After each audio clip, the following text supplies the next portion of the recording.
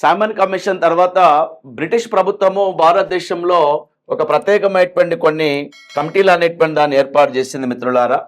Butler committee అనేటువంటి అన్న సంగతిని చెప్పండి. 1927వ సంవత్సరంలో ఆంగ్ల ప్రభుత్వం ఏం చేసింది సార్ అంటే బట్లర్ కమిటీ అనేటువంటి దాన్ని ఏర్పాటు చేసింది సార్. బట్లర్ కమిటీ అనేటువంటి అన్న సంగతిని చెప్పండి. ఈ బట్లర్ కమిటీ యొక్క ప్రత్యేకత ఏంటి సార్ అంటే the main objectives of the Butler committee కేంద్ర రాష్ట్రాల మధ్య సంబంధాలను సమస్యలను పరిష్కరించేటందుకోసమై ఈ యొక్క బట్లర్ కమిటీ అనేటువంటిది ఏర్పాటు చేసిందన్న సంగతిని చెప్పండి సార్. కేంద్ర రాష్ట్రాల మధ్య చాలా ఇంపార్టెంట్ మిత్రులారా. ఇది కేంద్ర రాష్ట్రాల మధ్య, కేంద్ర మరియు రాష్ట్రాల మధ్య, తర్వాత పోతే సంస్థానాల మధ్య సమస్యల పరిష్కారం కోసమై ఈ యొక్క బట్లర్ అనేటువంటి కమిటీ ఏర్పడ్డదన్న సంగతిని చెప్పండి. The main concept of the Butler committee ఏంటి సార్ అంటే కేంద్ర రాష్ట్రాల మధ్య సమస్యలను గురించి చూసేటందుకోసమై 1927వ సంవత్సరంలో ఏర్పాటు జరిగిందే బట్లర్ కమిటీ అనేటువంటిది అన్న సంగతిని చెప్పండి సార్. కేంద్ర రాష్ట్రాల మధ్య సంబంధాలకు సంబంధించినటువంటిది అన్నట్టు చెప్పేసింది. సంబంధాలు మరియు సంస్థానాధీశుల మధ్య సమస్యల పరిష్కారం కోసం అన్న సంగతిని చెప్పండి. To rectify the problems between provincial state the British government sir imposed Butler committee అన్న సంగతులను చెప్పండి సార్. సో అదేవిధంగా మిత్రులారా మరొక ఆర్గనైజేషన్ ఏర్పడ్డదన్న సంగతిని చెప్పండి. 1927వ సంవత్సరంలో ఆల్ ఇండియా ఇది చాలా ఇంపార్టెంట్ సార్. ఇది All India states peoples conference అనేటువంటిది ఏర్పడ్డది సార్. పీపుల్స్ కాన్ఫరెన్స్ అనేటువంటి ఆర్గనైజేషన్ ఏర్పడ్డదన్న సంగతిని చెప్పేసేయండి. All India State People's conference అనేటువంటి ఆర్గనైజేషన్, దీని స్థాపకులు ఎవరు సార్ అని అడిగితే మాత్రం మీ దగ్గర ఖచ్చితంగా చెప్పండి. ఇది 1927వ సంవత్సరంలో ఈ ఆర్గనైజేషన్ బల్వంతరాయ్ మెహతా అనేటువంటి వాడు దీన్ని ఏర్పాటు చేస్తాడు మిత్రులారా. బల్వంతరాయ్ మెహతా అనేటువంటి వారన్న సంగతిని చెప్పండి. బల్వంతరాయ్ మెహతా అనేటువంటి వారన్న సంగతిని చెప్పండి sir. And also GR Abhyankar అనేటువంటి వాడన్న సంగతిని చెప్పండి సార్. అభ్యంకర్ అనేటువంటి వారన్న సంగతిని చెప్పండి. కొఠారి అనేటువంటి వారన్న సంగతులను చెప్పండి మిత్రులారా. కొఠారి. ఈ సంస్థ యొక్క all India states peoples conference యొక్క ప్రత్యేకత ఏంటి సార్ అంటే సంస్థానాలలో ముఖ్యంగా చూసినట్లయితే సంస్థానాలలో పౌర హక్కులకు సంబంధించినటువంటి వాటిని ఇంప్లిమెంట్ చేయటం అనేటువంటిది. సంస్థానాలలో they demanded for implementation of the civil rights in provincial states. సంస్థానాలలో పౌర హక్కులకు సంబంధించి పౌర హక్కుల ఏంటిదైతే ఉందో పౌర హక్కుల మరి పనితీరు అనేటువంటి దాన్న సమస్యను చెప్పండి సార్. ఇక్కడ ముఖ్యంగా సంస్థానాలలో ఏదైతే బాధ్యతాయుతమైనటువంటి పరిపాలనకు సంబంధించినటువంటిది కూడా ఈ అంశాల కోసమై పనిచేసినటువంటి ఆర్గనైజేషన్ పేరు ఏం పేరంటే All India states peoples conference అనేటువంటి పేరుతో పిలుస్తుంటారు కాన్ఫరెన్స్. దీని వ్యవస్థాపకులు ఎవరు సార్ అంటే బల్వంతరాయ్ మెహతా అనేటువంటి వారన్న సంగతిని చెప్పండి. ఈ బల్వంతరాయ్ మెహతాని ఏమంటారంటే father of the Panchayati Raj system in India అన్న సంగతిని మీకు అందరు తెలుసు. ఫాదర్ ఆఫ్ పంచాయతీరాజ్ సిస్టమ్ అన్న సంగతిని చెప్పండి sir. Panchayati Raj system, father of the Panchayati Raj system అన్న సంగతిని చెప్పండి. ఈజ్ బర్త్ ప్లేస్ ఎక్కడ సార్ అంటే గుజరాత్ అన్న సంగతిని చెప్పండి మిత్రులారా. గుజరాత్. సో ముఖ్యంగా 1959వ సంవత్సరంలో ఈ భారతదేశంలో మొట్టమొదటిసారిగా రాజస్థాన్ రాష్ట్రంలో మొట్టమొదటిసారిగా ఈ పంచాయతీరాజ్ సిస్టమ్ అనేటువంటి దాన్ని అక్టోబర్ 2వ తారీఖున దీన్ని ఇంప్లిమెంట్ చేశారు మిత్రులారా. 1959వ సంవత్సరం నవంబర్ 1వ తారీఖున భారతదేశంలోని 2వ రాష్ట్రంగా పంచాయతీరాజ్ సిస్టమ్ అనేటువంటి ఇంప్లిమెంట్ జరిగింది.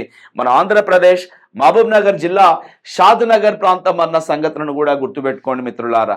సో ఆంధ్రప్రదేశ్, ఉమ్మడి ఆంధ్రప్రదేశ్లో మహబూబ్ నగర్ జిల్లాకు సంబంధించినటువంటి షాద్ నగర్ అనేటువంటి ప్రాంతాన్ని మనం తీసుకుందాం మిత్రులారా. షాద్ నగర్. మరి ఇక్కడ మొట్టమొదటిసారిగా రాజస్థాన్లో నౌషార్ అనేటువంటి ప్రాంతం అన్న సంగతిని చెప్పండి. ఆ 3 అంచెల సిస్టమ్ అన్న సంగతిని చెప్పండి చిన్న. ద 3 tier systems are implemented in India by Balwantrai Mehta committee. 3 tier system అంటే గ్రామ స్థాయిలో గ్రామ పంచాయతీ, మండల స్థాయిలో మండల పరిషత్, మండల ప్రజా పరిషత్, అండ్ జిల్లా స్థాయిలో జిల్లా పరిషత్. This type of the 3-tier Panchayati Raj systems are imposed in our India by Mr. Balwantarai Mehta. His native place Gujarat, but in 1951, my dear friends, 1951 ముచ్చట మాట్లాడుతున్నాం మనం ఇక్కడ. ఆయనను father of the Panchayat Raj system అంటారు. మరి ఆ క్వాలిటీస్ ఉన్నటువంటి బల్వంతరాయ్ మెహతా 1927లో All India states peoples conference అనేటువంటి ఒక ఆర్గనైజేషన్ ఏర్పాటు చేసి పౌరులకు కావలసినటువంటి హక్కులను బ్రిటిష్ వాళ్ళు ఖచ్చితంగా వారు పాటించాలి, అమలు చేయాలి. అదేవిధంగా మరి పంచాయతీరాజ్ ఏదైతే ఉన్నదో మరి ఇక్కడ డొమినియన్ స్టేట్కి సంబంధించి స్వయం ప్రతిపత్తికి సంబంధించినటువంటిది కూడా దీన్ని ఏర్పాటు చేయడం జరిగింది మిత్రులారా. 1937వ సంవత్సరంలో ఆల్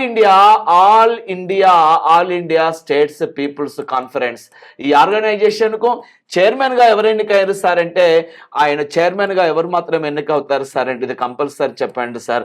ఈ ఆర్గనైజేషన్కు చైర్మన్గా ఎవరు ఎన్నికయ్యారు సార్ అంటే ఆల్ ఇండియా ఏదైతే ఉన్నదో ఆర్గనైజేషన్ చాలా చాలా ఇంపార్టెంట్ మిత్రులారా. ఈ అఖిల భారత ప్రజా సమైక్య అనేటువంటి ఆర్గనైజేషన్, రాష్ట్రాల ప్రజా సమైక్య అనేటువంటి ఆర్గనైజేషన్కు 1937వ సంవత్సరంలో దీనికి అధ్యక్షుడిగా ఎవరు ఎన్నికయ్యారు సార్ అంటే మాత్రం మీరు ఖచ్చితంగా చెప్పండి. ఆయన ఎవరు సార్ అంటే పండిట్ జవహర్లాల్ నెహ్రూ అనేటువంటి వారు అన్న సంగతిని చెప్పండి సార్. పండిట్ జవహర్లాల్ నెహ్రూ అనేటువంటి వారిని మనం కంపల్సరీ తీసుకుందాం సార్. జవహర్లాల్ నెహ్రూ, పండిట్ జవహర్లాల్ నెహ్రూ అనేటువంటి వారు. అప్పటి నుంచి వెళ్ళి ఈ ఆర్గనైజేషన్లో చాలా వరకు కూడా వీళ్ళ కార్యక్రమాలు అనేటువంటివి చాలా కూడా మెరుగైన సంగతిని చెప్పండి. ఈ ఆల్ ఇండియా పీపుల్స్ కాన్ఫరెన్స్ వ్యవస్థాపకులలో జిఆర్ అభ్యంకర్ అనేటువంటి వాళ్ళు, మనీలాల్ కొఠారి అనేటువంటి వాడిని మనం తీసుకోండి మిత్రులారా. మనీలాల్ కొఠారి, ఆయన పూర్తి పేరు ఏం పేరంటే మనీలాల్ కొఠారి అనేటువంటి వాడు.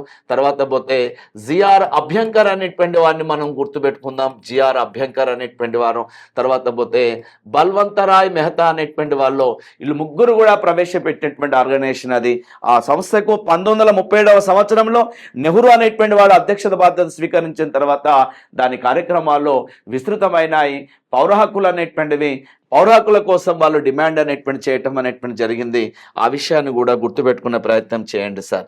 మై డియర్ స్టూడెంట్స్, దాని వన్ మోర్ ఇంపార్టెంట్ ఇంకా ఏంటి సార్ అంటే 1928వ సంవత్సరంలో ఆ యొక్క సర్దార్ వల్లభాయ్ పటేల్ నేతృత్వంలో బార్డోలీ మూమెంట్ అనేటువంటి జరుగుతుందన్న సంగతిని చెప్పండి సార్. బార్డోలీ మూమెంట్ చాలా చాలా ఇంపార్టెంట్ మిత్రులారా. బార్డోలీ మూమెంట్ అనేటువంటి పేరుతో చెప్పండి. సో ఇక్కడ బార్డోలీ ఏంటి సార్ అంటే Bardoli it's the name of the place, it's located Gujarat state అన్న సంగతిని చెప్పండి సార్. గుజరాత్ రాష్ట్ర ఎస్టీఏటి గుజరాత్ స్టేట్ అన్న సంగతిని చెప్పండి సార్. ఇది బార్డోలీ ఎక్కడ ఉంది సార్ అంటే 1928 గుజరాత్ రాష్ట్రానికి సంబంధించినటువంటి ఉద్యమం అన్న సంగతిని చెప్పండి. వాస్తవంగా బార్డోలీ ఉద్యమానికి సంబంధించినటువంటి మెయిన్ కాన్సెప్ట్ ఏంటిదంటే ఎగనెస్ట్ ద హెవీ ట్యాక్సెస్ అన్న సంగతిని చెప్పండి సార్. ఇక్కడ ఎగనెస్ట్ ట్యాక్సెస్ అన్న సంగతిని చెప్పండి. ఎగనెస్ట్ ట్యాక్సెస్ అన్న సంగతిని చెప్పండి సార్.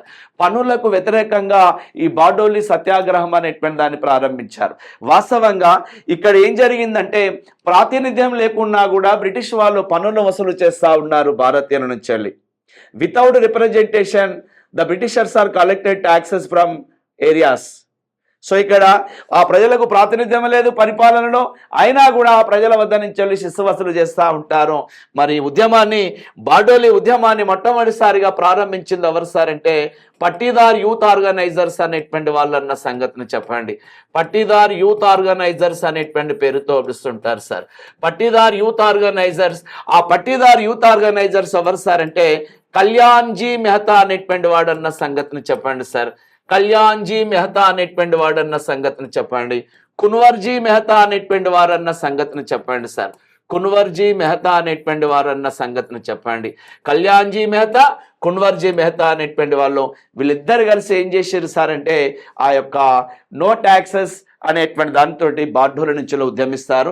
ఈ ఆర్గనైజర్స్ ఎవరు సార్ అంటే పట్టీదార్ యూత్ సభ్యులు అన్న సంగతిని మాత్రం మీరు కంపల్సరీ చెప్పండి సార్. వీళ్ళు పట్టీదార్ యువకులు అన్న సంగతిని పట్టీదార్ యూత్ అసోసియేషన్స్ అనేటువంటి పేరుతో పిలుస్తుంటారు. కానీ బ్రిటిష్ వాళ్ళు వీళ్ళు చేసేటువంటి ఉద్యమానికి పెద్దగా ప్రభావితులు కారు. గాంధీజీ సలహా మేరకై ఈ ఉద్యమానికి నాయకత్వం వహించింది ఎవరు సార్ అంటే సర్దార్ వల్లభాయ్ పటేల్ అనేటువంటి వాడు దీనికి నాయకత్వం వహిస్తాడు మిత్రులారా. Sardar Vallabhbhai Patel very very important sir. ఆ సర్దార్ వల్లభాయ్ పటేల్ అనేటువంటి వాడు ఆయన అమెరికా స్వాతంత్ర నినాదమైనటువంటి నో ట్యాక్సెస్ వితౌట్ రిప్రజెంటేషన్ అనేటువంటి దానితో ఇక్కడ అమలు పరిచాడు స్లోగన్ని. నో ట్యాక్సెస్ వితౌట్ రిప్రజెంటేషన్ అనేటువంటిది అన్న సంగతిని చెప్పండి sir. No taxes without representation అంటే దీని అర్థం ఏంటిదంటే ప్రాతినిధ్యం లేనిది మేము పన్నులు చెల్లించము అనేటువంటి స్లోగన్ సార్. ఇది ప్రాతినిధ్యము లేనిది, ఇది కంపల్సరీ క్వశ్చన్ అడుగుతూ ఉంటాడు సార్. ప్రాతినిధ్యము లేనిది పన్నులు చెల్లించము అని చెప్పి ఇది అమెరికా దేశ స్వాతంత్ర పోరాట నినాదం అన్న సంగతిని చెప్పండి. ఆ నినాదాన్ని మన బార్డోలీ సత్యాగ్రహంలో అమలు పరిచారన్న సంగతిని చెప్పండి మిత్రులారా. చాలా చాలా ఇంపార్టెంట్ సార్ ఇది. సర్దార్ వల్లభాయ్ పటేల్ అనేటువంటి వారు ఈ సందర్భంగా బార్డోలీ ఉద్యమానికి నాయకత్వం వహించి ఆ బ్రిటిష్ వాళ్ళపైన పోరాటం చేశారు తనదైన శైలిలో. ఇక్కడ బ్రిటిష్ వారు కూడా చెల్లించిపోయారు. ఇక్కడ వాళ్ళు కూడా ఇక తమ యొక్క విధానాలు, ఆ యొక్క ట్యాక్సెస్ అనేటువంటి దాన్ని వసూలు చేయడం అనేటువంటి ఆపుకున్నారు. సో ఆ సందర్భంగా సర్దార్ వల్లభాయ్ పటేల్కి వచ్చినటువంటి బిరుదేంటి సార్ అంటే బార్డోలీ సత్యాగ్రహ వీరుడు, the hero of Bardoli movement అనేటువంటి పేరుతో కూడా పిలుస్తారు సార్ ఇతన్ని. The hero of Bardoli movement అనేటువంటి పేరుతో చెప్పండి సార్. బార్డోలీ సత్యాగ్రహ నేత అనేటువంటి పేరుతో పిలుస్తున్నారు. ఈయనకు ఆల్రెడీ ఇంకొక బిరుదు కూడా ఉన్నది మిత్రులారా సర్దార్ వల్లభాయ్ పటేల్కు. సర్దార్ వల్లభాయ్ పటేల్కు ఉన్నటువంటి బిరుదు పేరు ఏం పేరు సార్ అని అడిగితే మాత్రం మీ దగ్గర ఖచ్చితంగా ఆన్సర్ ఉండాలి సార్. ఈ సర్దార్ వల్లభాయ్ పటేల్ అనేటువంటి వాడిని ఏమంటారు సార్ అంటే ఆయనను కింగ్ ఆఫ్ బోర్సాద్ అనేటువంటి పేరుతో పిలుస్తుంటారు సార్. కింగ్ ఆఫ్ బోర్సాద్ అనేటువంటి పేరుతో పిలుస్తుంటారు. ఈ బోర్సాద్ అనేటువంటిది ఏంటి సార్ అంటే 1923వ సంవత్సరంలో సహాయ నిరాకరణ ఉద్యమ సందర్భంగా గుజరాత్ రాష్ట్రంలోని బోర్సాద్ అనేటువంటి ప్రాంతం నుంచి పెద్ద ఎత్తున సర్దార్ వల్లభాయ్ పటేల్ అనేటువంటి వాడు మన యొక్క నాన్ కోఆపరేషన్ మూవ్మెంట్ లో పాల్గొంటాడు మిత్రులారా. అందుకనైతే కింగ్ ఆఫ్ బోర్సాద్ అనేటువంటి పేరుతో కూడా పిలుస్తూ ఉంటారు. ప్రస్తుతం బార్డోలీ ఉద్యమ నేత అనేటువంటి పేరుతో పిలుస్తూ ఉంటారు.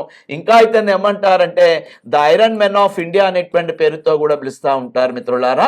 The iron men of India అనేటువంటి పేరుతో చెప్పేసేయండి సార్. ఇండియా భారత ఉక్కు మనిషి అనేటువంటి పేరుతో పిలుస్తుంటారు సర్దార్ వల్లభాయ్ పటేల్ అనేటువంటి వాడిని. అదేవిధంగా స్వతంత్ర భారతదేశ మొట్టమొదటి హోమ్ మినిస్టర్ గా పనిచేశారు సర్దార్ వల్లభాయ్ పటేల్ అనేటువంటి వారు. భారత ఉక్కు మనిషి అండ్ ఆల్సో ఈయన ఒక సంస్థానాలను 562 సంస్థానాలను కరడుగట్టిన సంస్థానాలను కూడా తనదైన పద్ధతిలో ఇండియన్ యూనియన్లో విలీనం చేశాడు కాబట్టి సంస్థానాల విలీనీకరణ పితామహుడు అనేటువంటి పేరుతో పిలుస్తుంటారు సార్.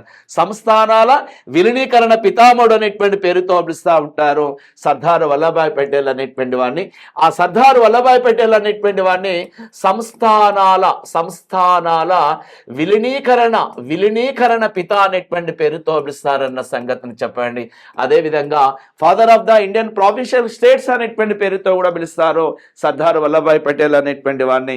ముఖ్యంగా మిత్రులారా ఈ సర్దార్ వల్లభాయ్ పటేల్ అనేటువంటి వారు 562 సంస్థానాలను ఇండియన్ యూనియన్లో విలీనం చేశాడన్న సంగతిని చెప్పండి. అదేవిధంగా 1948వ సంవత్సరం సెప్టెంబర్ 13వ తారీఖు నుండి సెప్టెంబర్ 17వ తారీఖు వరకు హైదరాబాద్ సంస్థానంలో వారు చేసినటువంటి ప్రయోగం ఏంటి సార్ అంటే ఆపరేషన్ పోలో అనేటువంటి ప్రోగ్రాంకు శ్రీకారం చుట్టాడు మిత్రులారా.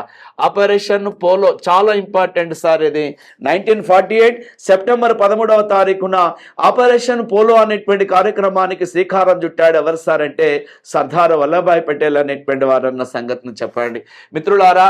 ఖచ్చితంగా గుర్తుంచుకోండి 1948 నాటికి హైదరాబాద్ సంస్థానాన్ని ఇండియన్ యూనియన్లో విలీనం చేయించాడు ఆయన. ఒకవేళ గనక సర్దార్ వల్లభాయ్ పటేల్ గనక ఈ ప్రోగ్రాం గనక చేయకపోతే మన హైదరాబాద్ మరొక సౌత్ పాకిస్తాన్గా తయారయ్యేది. ఖచ్చితంగా ఆ సబ్జెక్టును మనం ముందు క్లాసులో కూడా మనం డిస్కస్ చేయొచ్చు. సో ఎందుకంటే నిజాం రాజు ఒప్పుకోవడం లేదు, నేను ఇలాగనే ఉంటాను, స్వతంత్రంగానే ఉంటాను, నాకు ఇండియన్ యూనియన్లో విలీనం కావడం ఇష్టం లేదు అని చెప్పి స్వాతంత్రం వచ్చిన తర్వాత నిజాం అయినటువంటి మన మీర్ ఉస్మాన్ అలీ ఖాన్ బ్రిటిష్ వాళ్ళకు చెప్తుంటే సరే నీ ఇష్టమయ్యా ఉంటే అలాగనే ఉండని చెప్పేసి బ్రిటిష్ వాళ్ళు కూడా అతనికి అస్యూర్ ఇవ్వడం, ఆ ఫలితమే ఆయన అలాగనే కంటిన్యూషన్ చేస్తూ ఉన్నాడు. సో ఇలాంటి హైదరాబాద్ సంస్థానాన్ని కరడుగట్టిన సంస్థానాన్ని పోలీస్ లాఠీ చార్జ్ ద్వారా, పోలీస్ యాక్షన్ ద్వారా, ఆపరేషన్ పోలో, ఆపరేషన్ క్యాటర్పిల్లర్ ఇలాంటి కార్యక్రమాల ద్వారా ఈ యొక్క హైదరాబాద్ సంస్థానాన్ని ఇండియన్ యూనియన్లో విలీనం చేసిన ఘనత కూడా ఎవరికి దక్కిందంటే సర్దార్ వల్లభాయ్ పటేల్ అనేటువంటి వారికి దక్కింది మిత్రులారా. ఆ మహానీయుని యొక్క జన్మ అక్టోబర్ 31వ తారీఖును భారతదేశ చరిత్రలో ఏం సెలబ్రేట్ చేసుకుంటున్నామంటే ఏక్తా దినోత్సవం అనేటువంటి పేరుతో పిలుస్తున్నాం బిడ్డ. యూనిటీ డే అనేటువంటి పేరుతో, నేషనల్ యూనిటీ డే అనేటువంటి పేరుతో పిలుస్తున్నాం. జాతీయ సమైక్యతా దినోత్సవం అనేటువంటి పేరుతో పిలుస్తారు మిత్రులారా.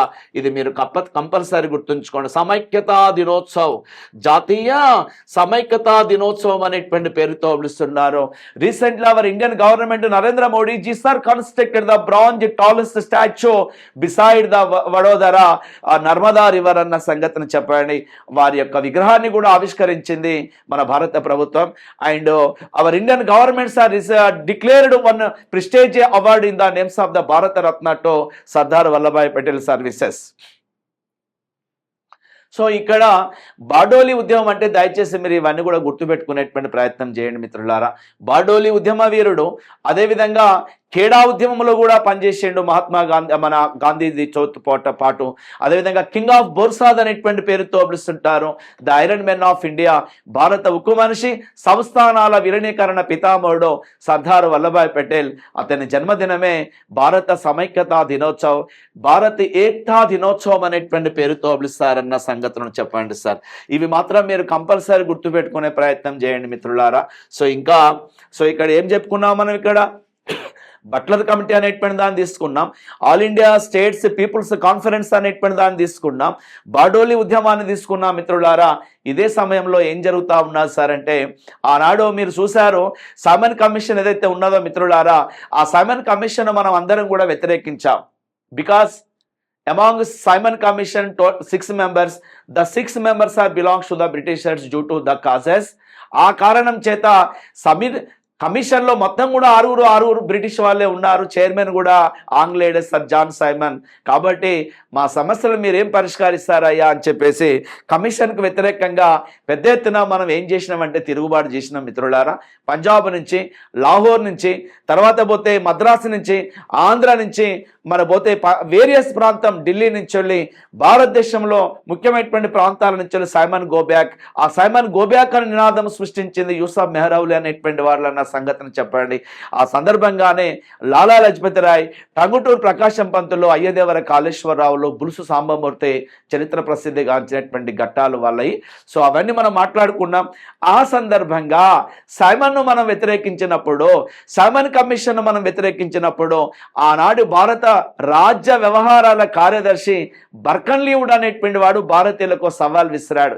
ఏమని అంటే, ఏమయ్యా మేము కమిషన్ 6 సభ్యులు, ఒక చైర్మన్ వచ్చి మీ 1919 నాటి మాంటైన్ చేర్చువాడి సంస్కరణల యొక్క పనితీరు ఎట్లా ఉన్నాయో చూద్దామని వస్తే, ఇంకా రాజ్యాంగపరమైన సమస్యలు ఏమైనా ఉన్నట్లయితే పరిష్కరిద్దామని మా వాళ్ళు వస్తే మీరు మా వాళ్ళని వ్యతిరేకించారు, మా కమిషన్ను తిరస్కరించారు. మీకే కనుక అంత ఎఫిషియన్సీ ఉంటే, మీరే కనుక అంత ఇంటలెక్చువల్ అయితే మరొక నమూనా రాజ్యాంగాన్ని రాసి మాకు ఇవ్వండి అని ప్రశ్న వేస్తాడు ఆయన బర్కన్లీవుడ్ అనేటువంటి వాడు. బర్కన్లీవుడ్ అనేటువంటి వాడు వేసినటువంటి ఆ యొక్క సవాల్ ఏదైతే ఉన్నదో, ఆ సవాల్ను ప్రతి సవాల్గా స్వీకరించిండో ఆయన ఎవరు సార్ అంటే ఎవరు సార్ అంటే మోతీలాల్ నెహ్రూ అనేటువంటి వాడు మిత్రులారా. ఆ మోతీలాల్ నెహ్రూ అనేటువంటి వాడు తయారు చేస్తాడో ఒక నమూనా రాజ్యాంగాన్ని. దాన్నే ఏమంటారంటే నెహ్రూ రిపోర్ట్ అనేటువంటి పేరుతో పిలుస్తుంటారు. దీనికే గల మరొక పేరు ఏం పేరంటే మోడల్ కాన్స్టిట్యూషన్ అనేటువంటి పేరుతో పిలుస్తుంటారు sir. Model constitution nothing but the నమూనా రాజ్యాంగం అనేటువంటి పేరుతో చెప్పండి మిత్రులారా. నమూనా రాజ్యాంగం. మాకెందుకు పవర్ లేదయ్యా బాబు, మేమెందుకు తెలివికల వాళ్ళం కావు, ఎంతసేపు మీకు మీరే తెలివికల వాళ్ళని అని చెప్పేసి మీ బ్రిటిష్ వాళ్ళు మీరే ప్రచారం చేసుకుంటున్నారు, మా తెలివితేటలు ఏందో మీరు చూద్దురు కానీ ఆగండి అని చెప్పేసి 1928 ఫిబ్రవరిలో అఖిలపక్ష సమావేశం అనేటువంటిది ఏర్పాటు చేశారు మిత్రులారా ఢిల్లీలో. ఈ అఖిలపక్ష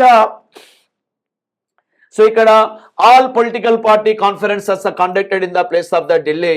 The president of the all political conference association అధ్యక్షుడు ఎవరు సార్ అంటే ఎంఏ అన్సార్ అనేటువంటి వారు ఈ నెహ్రూ రిపోర్టు రూపొందించడంలో ఆ యొక్క ఎంఏ అన్సారీకి సహకరించినటువంటి నెహ్రూ రిపోర్టులో పనిచేసినటువంటి సభ్యులు ఎవరెవరు సార్ అంటే అలీ ఇమామ్ అనేటువంటి వారిని చెప్పండి సార్, తేజ్ బహదూర్ సప్రు అనేటువంటి వారిని చెప్పండి మిత్రులారా, తేజ్ బహదూర్ సప్రు.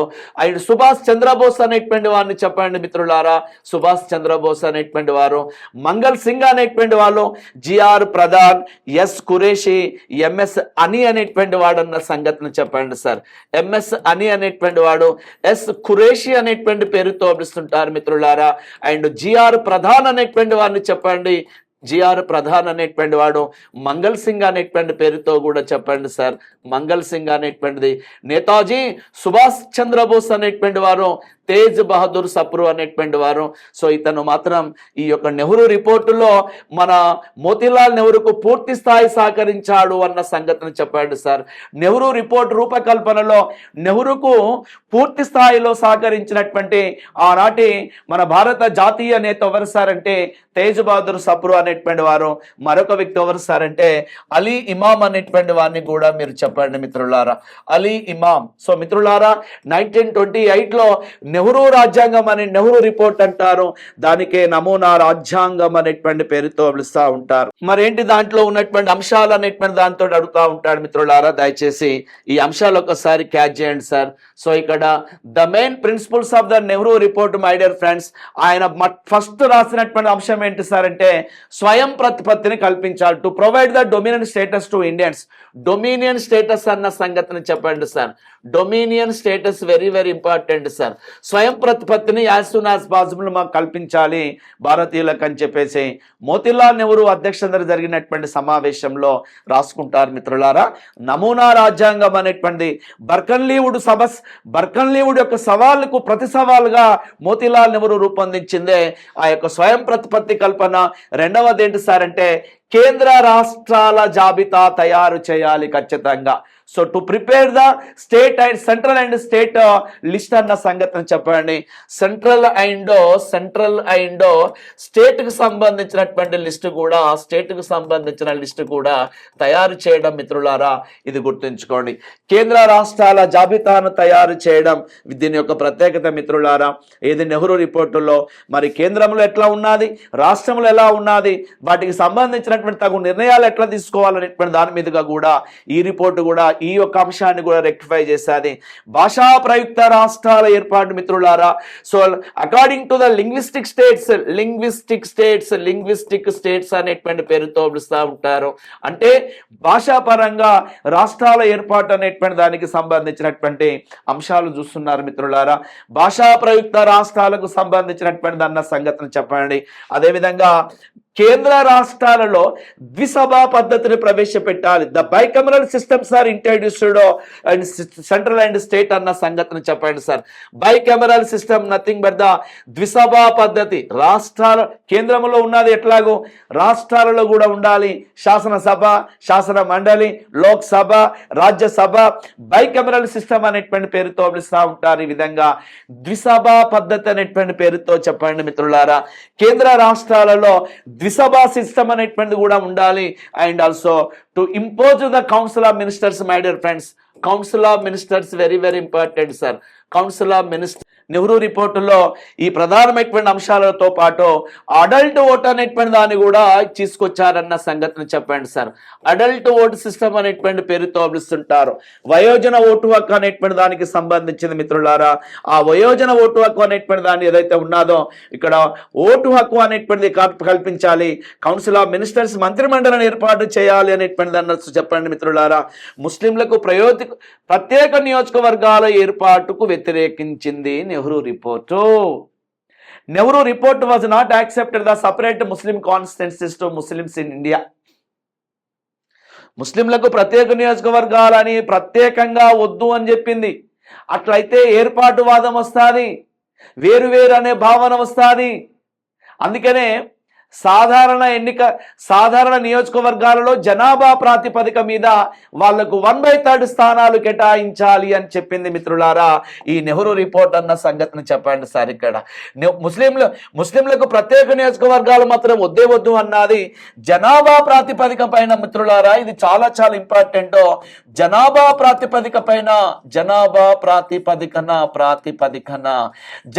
ప్రాతిపదికన వాళ్ళకు 1/3 అనేటువంటిది ఏదైతే ఉన్నదో స్థానాలను కేటాయించాలి.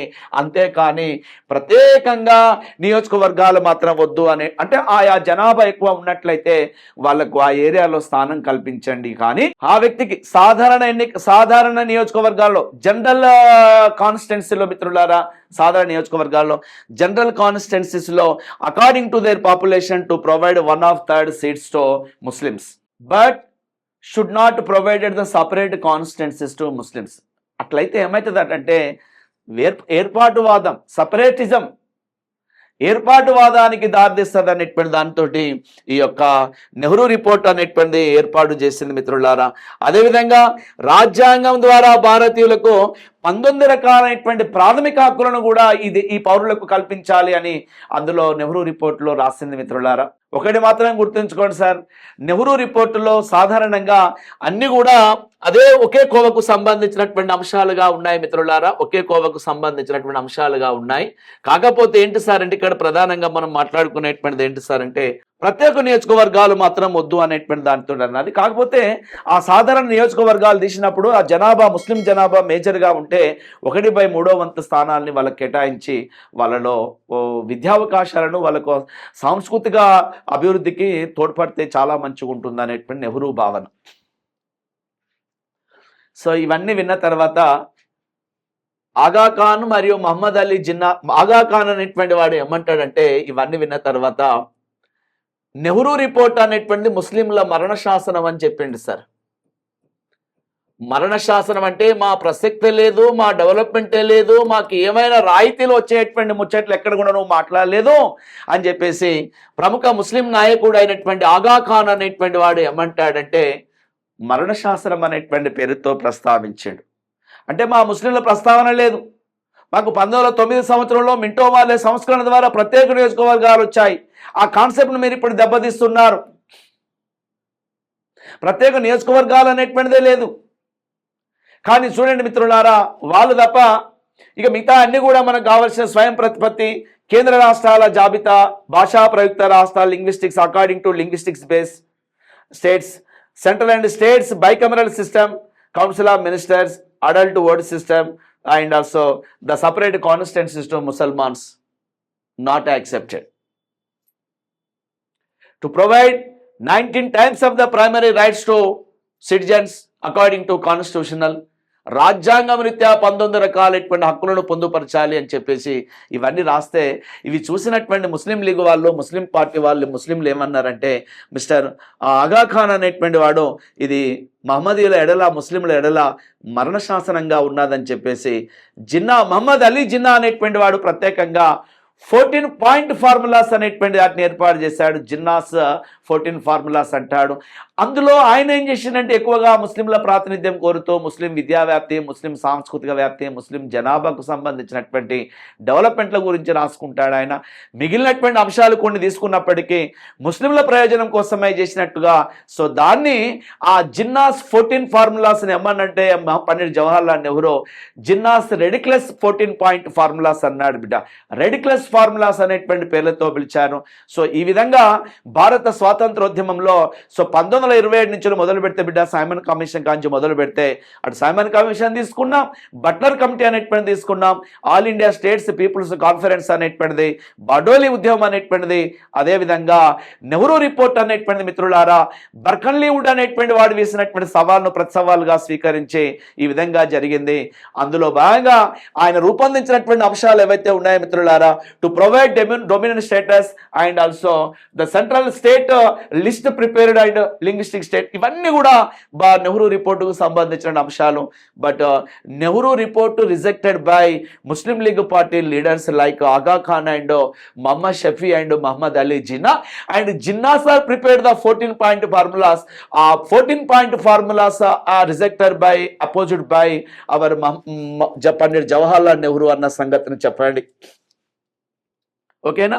సో ఇవి ఖచ్చితంగా మనకు అడుగుతూ ఉంటాడు మిత్రులారా, అవి మీరు గమనిస్తూ ఉండండి. ఈ ఏరియాలో ఎట్టి పరిస్థితుల్లో కూడా మనం వదిలిపెట్టేది లేదు. అక్కడ బట్లర్ కమిషన్, ఆ తర్వాత పోతే Bardoli, all India states peoples conference, అందులో అంశాలు మాత్రం మనం ఖచ్చితంగా గమనించండి. నెహ్రూ రిపోర్ట్లు కూడా కొంచెం ఒకసారి బైహార్ట్ చేసుకోండి.